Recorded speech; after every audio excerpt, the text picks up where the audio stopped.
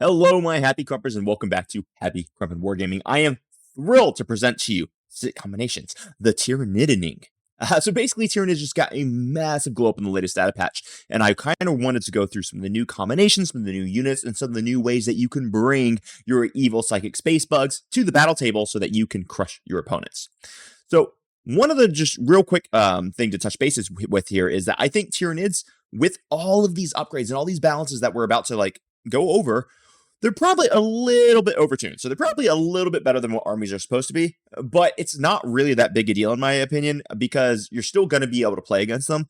You're just going to maybe be at a small disadvantage, and I think GW is going to rapidly see this, so they'll be able to address it in the next points updates, where the army as a whole probably just needs to increase by about 5% in points cost. It's not really that big a deal, not even close to what we've seen with some of the other balance problems in the game. And honestly, Tyranids have been unplayable for a little while, so give them a little bit of a leg up. I think they overdid it just a hair, but for whatever it's worth, Tyranids are freaking awesome now. They're going to be a blast to play, and they're going to be really fun to play against. So let's go over what some of those buffs were before we get into the individual unit combinations I really want to break down for you. So now you get massive benefits of Synapse. Synapse get a huge glow up. So effectively, what Synapse is going to do is it's going to be giving +1 strength in melee to all units in Synapse range. This matters a ton, especially when we get to some of the units that we're going to be talking about in just a moment. Shadow in the Warp, when it's taken at -1 when it's within Synapse range. Remember, this is an additional -1 if you have a Neurotyrant on the field. So you can give the Shadow of the Warp at -2 to the entire army. That can become a big freaking problem. Then what we saw is that Crusher Stampede has a great Kool-Aid Man stratagem, which is freaking awesome, and we're going to see that be utilized quite a bit. So let's talk about a few more buffs, and then we'll break into the individual units here. So Hive Tyrant, he's now giving an aura of assault and lethals. This is absolutely brutal. It really is going to make a bunch of the Tyranids army fire up into tanks, because one of their big problems is how do they bust tanks and other really high toughness units. So it's going to help a ton with that. The Neurolictor got the Synapse keyword, which is great, because a lot of times the Neurolictor is going to be your forward deploying. He's going to be the one who is going to be actually providing Synapse to a lot of your forward beast. And that is a great change. So now the Neurolictor is awesome. He was always awesome, but he also got I think it was a 10-point increase, which is good, because honestly that dude is super good. All right, then the Neurotyrant now has the ability to attach to Zoanthropes, and that is one of the big points of this video, which we're going to break down in just a minute, because that unit is scary. It is a spicy, scary unit. The Broodlord and the Parasite of Mortrex both got the Synapse keyword. We're also going to be talking about both of those, because giving them the Synapse keyword really opens up a ton of play for Tyranids that I'm really pretty pumped about, and I think you're going to be pretty pumped about as well. Moloch, Raveners, Trigons, they all got Vanguard Invader, which is actually really interesting. It's going to create some cool little combinations. Now, let's talk about the first one. This is one that people are going to go into the comment section and they're going to call me an idiot. And so what I've done is I provided the rules in plain text here for you, because you're going to say, oh, you didn't read the rules. It's like, guys, I always read the rules.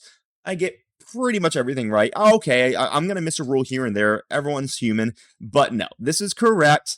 Here's the rule for you to read it yourself. You can call me an idiot in the chat if you want, but here's the rules. So the Neurotyrant now is going to be giving +1 to hit to Zoanthropes. So Zoanthropes hit on 2s.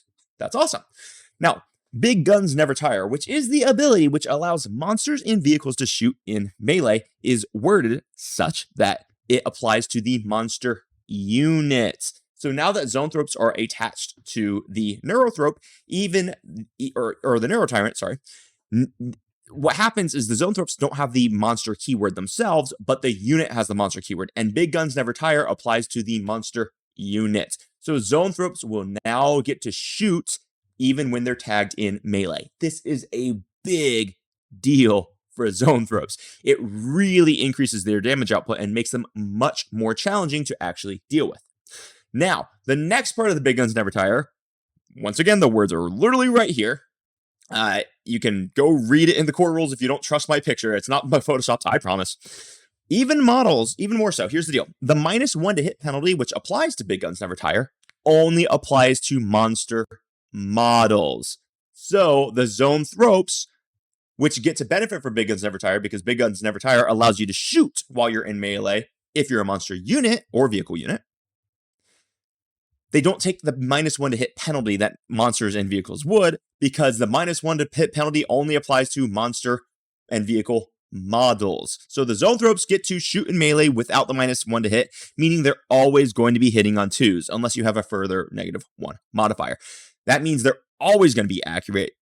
They're always going to be a problem. Now, they still can't shoot blast into melee, just like that applies to the core rules. But, ooh, these nerds be spicy, and it is going to be a bit of an issue if you are, if you're thinking you're just going to tag that unit and think it doesn't get to shoot, because it will slap. It's going to kill a lot of things. If they're shooting their blast profile, they will definitely pick up a 10-man of Marines. If they're shooting their lance profile, it's still not going to kill a land raider on average, but it does decent damage. It's still going to be effectively 6 last cannon shots. So the AP3 kind of hurts it on that, but it's a really, really, really good option to have, and its blast profile is very, very spicy. So this unit is awesome. It gets all the benefits of Big Guns Never Tire without any of the negatives from Big Guns Never Tire. So you love it. This thing rocks. I think you're going to be seeing a 6-man led by a Neuro Tyrant all the freaking time. Now, let's talk about the Parasite of Mortrex. The Parasite of Mortrex got a nice little glow up. Oh, I realized I was blocking the rules here. Let me kind of block it down there.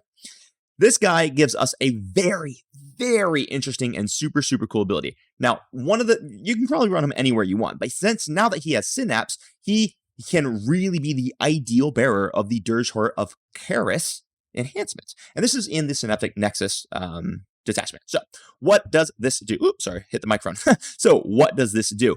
It will provide a aura of -1 to your leadership characteristic if you're within 9 inches of him. What does this mean, and how does this matter? Well, suddenly it means that if they're nearby and a Neurolictor is nearby, the Neurolictor which makes you take a battle shock test, is always going to be at the -1. If you're going to be doing it, if you're going to be close to the Parasite of Mortrex in the turn that they decide to drop the Shadows of the Warp on you, you can be at Shadows of the Warp, which is going to be a battle shock test. You'll be at -1 to the test because you can be within 6 inches of a character with a synapse keyword. I don't even think it has to be character; it just has to be a unit with a synapse keyword. So then it can be -1 because you have a Neuro Tyrant on the battlefield, and then it can be -1 to your leadership because the Parasite of Mortrex with the Dirge Heart of Karis is going to be next to you. So you can be forcing battle shock tests during the Shadow of the Warp phase at -3. And then if they're also under half strength and they happen to pass that leadership test, they're going to have to pass another one that's also going to be at -1 due to the Parasite's aura, assuming that they are under half strength and naturally will have to pass in the command phase. So this is a really nasty strategy that might catch you unawares. So be aware of it. If you like the Parasite, the Synaptic Nexus is probably its home. You can probably find a place for him in some of the other detachments, but he gets a really, really strong argument right here. Then let's talk about the Swarm Lord. I am so pumped up that we're going to see the 4-armed madman himself. This guy is awesome. The model is a rock star. Honestly, his rules make him look amazing. And now, finally, I believe we will be seeing him on the battlefield for a couple of reasons. Well, the first thing is, I believe he has an amazing spot in Crusher Stampede, but realistically, you can throw this dude in any detachment. Now, if you are taking him into Crusher Stampede, you get to use the Untrammeled Ferocity stratagem. And what that does is it will allow him just to move through terrain, which is freaking awesome. It gives him access to the Kool-Aid Man. So you can run him solo, or you can run him with Tyrant Guard, who already have the infantry keyword, so that they can just move straight through terrain, which helps him a lot, because being a monster, he can't move through terrain natively.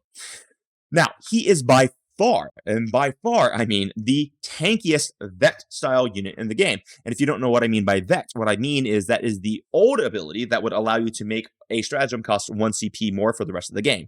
Well, that has been changed on all units in Pariah Nexus. So any unit has that style of a ability has been changed to an aura of 12 inches of all stratagems cost 1 extra CP to use. Now, that sounds really good, but most of the units that have this ability are very, very squishy and don't want to be anywhere near the front lines. The Swarm Lord, however, is a beast, and he wants to be near the front lines, and he is not particularly squishy, meaning he, by himself, can just shut down a melee army, because suddenly Armor of Contempt is always going to cost 2 CP every time you use it. Suddenly, if you want to combat interrupt, it's going to cost 3 CP to use it. If you're, Blood Angels, and you want to charge in and be lethal and lance, it's going to cost 2 CP, not 1 CP. So the Swarm Lord really, really is going to be a big middle finger to melee armies, and I'm excited to see him on the battlefield. Then, lastly, let's talk about one more today. We're going to talk about the Genestealers galore. I love Genestealers. I absolutely love them. They're freaking awesome. And oh my, are they spicy with the changes. So, you're probably going to be running these in Vanguard, although you might be running them in some of the other detachments as well, because these dudes are freaking fast. With that 8-inch scout move, an 8-inch base move, and then when you run them in Vanguard, they also get advance and charge, because they are, of course, Vanguard Invader organisms. They become exceptionally fast. Now, you will pretty much always want to lead these guys by a Broodlord, and honestly, at 75 points for 5, dude, you are taking these nerds and, you're happy to take them in 10s. Well, let me just say that a 10-man unit of Genestealers is pretty ridiculously costed. So these guys are really awesome. Now, since they're led by a Broodlord, and the Broodlord got the Synapse keyword, your Genestealers are now always going to be hitting with Strength 5. Then, since the Broodlord is leading them, he's going to give them reroll, or I'm sorry, the Genestealer cults, the Genestealers, their natural ability is to be rerolling hit rolls of 1, and if you're on an objective, reroll hit rolls of, or wound rolls of 1 in addition to that. So, this unit is going to be 40 attacks. They're going to be hitting on 2s, rerolling hit rolls of 1, Strength 5, AP2, and Dev wounds when they are led by the Broodlord. In addition to all that, the Broodlord will also choose one enemy unit that they're engaged with and make them -1 to hit the unit. The Genestealers, of course, having 2 wounds and a 5-up invuln, this actually can make it quite hard to kill them on the swingback for whatever happens to survive that assault. Because when Genestealers go up to Strength 5, what does it do? It makes them a complete nightmare for things like your, Marines, which is a huge freaking deal. I am terrified of these new Genestealer changes. The Broodlord himself also getting Twin Link going up to Strength 7 is also pretty dang cool.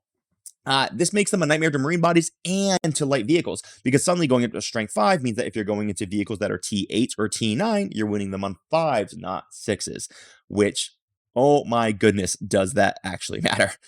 Guys, Tyranids are here. They are going to be a nightmare. I'm really excited for it because they're really going to be a nightmare simply because most of us are not used to Tyranids roles because we just haven't been seeing Tyranids competitively very much recently. So once you get a feel for the way they play, you'll be able to play against them. They are going to be very, very strong, which is very easy shifts. I think in all reality, we just see like a 5-point cost increase across the board. Tyranids are going to be in a perfectly good place. But it's time for them to shine for a little bit. So I'm excited for all my Tyranid players out there. Enjoy it. Love it. If you don't know Tyranids, you might want to catch up on some of the combinations. This video is a great head start. You could also check out the Discord, or you can book a coaching call where we can get you prepped up for any one of your GTs at the link down below. You can check my coffee link out, and that's where you can book all calls that you need to book. So guys, I hope you enjoyed this video. Like, subscribe, share it with your friends, all that stuff, because believe it or not, that makes a huge difference to the channel's growth, which is really, really nice. So I appreciate all of you, and I hope you have an amazing freaking day, and I want to hear about some happy crumping. So go ahead and leave some comments down below about some recent success stories that you've been having, because I want to hear about it. All right, until next time, everybody, have a good one.